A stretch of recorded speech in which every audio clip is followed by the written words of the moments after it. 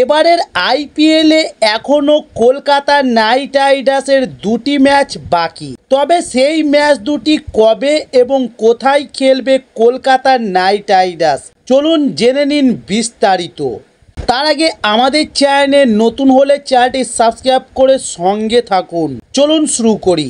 তবে ভারত ও পাকিস্তান সংঘর্ষ বিরতির কারণে এক সপ্তাহ স্থগিত থাকার পর আবারও শুরু হচ্ছে আইপিএল। তবে পরবর্তী নতুন সূচি ঘোষণা করেছে এবার ভারতীয় ক্রিকেট বোর্ড বিসিসিআই। লিগ পর্যায়ের 12টি ম্যাচ খেলা হয়ে গিয়েছে গতবারের চ্যাম্পিয়ন কলকাতা নাইট রাইডার্সের। তবে বাকি রয়েছে দুটি ম্যাচ। আর দেখে নেওয়া যাক কবে কাদের বিরুদ্ধে খেলবে এবার অজিঙ্ক্য রাহানেদের দল।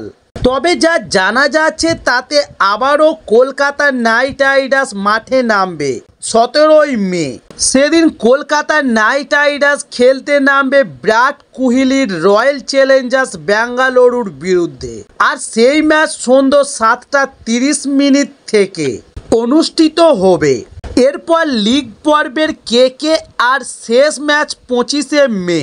আর সেই ম্যাচে প্রতিপক্ষ সানরাইজার্স হায়দ্রাবাদ। সেই ম্যাচটি হায়দ্রাবাদের মাঠে নয়, হবে দিল্লিতে। সেটিও শুরু হবে সন্ধ্যা 7:30 থেকে। তবে এবারের আইপিএলের পয়েন্ট টেবিলে কেকেআর রয়েছে ষষ্ঠ স্থানে। 12 ম্যাচে রাহানেদের সংগ্রহ 11 পয়েন্ট।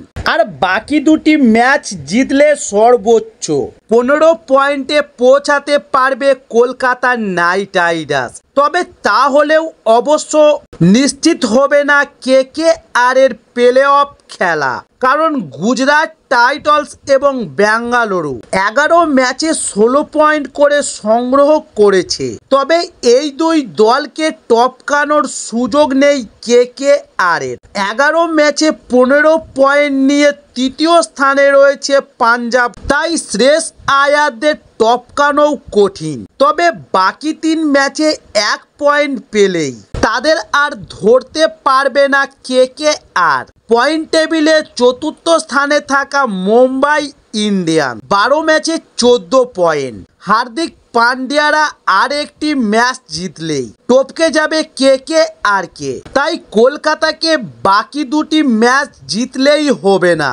প্লে অফের আশা জিয়ে রাখতে কেকেআরকে তাকিয়ে থাকতে হবে অন্য ম্যাচগুলির দিকেও। তবে উল্লেখ্য, গত মে মাসে পাঞ্জাব কিংস ও দিল্লি ক্যাপিটালস ম্যাচ চলার সময় পাকিস্তানের হামলায় আশঙ্কায় ব্ল্যাকআউট হয়ে যায় ধর্মশালা।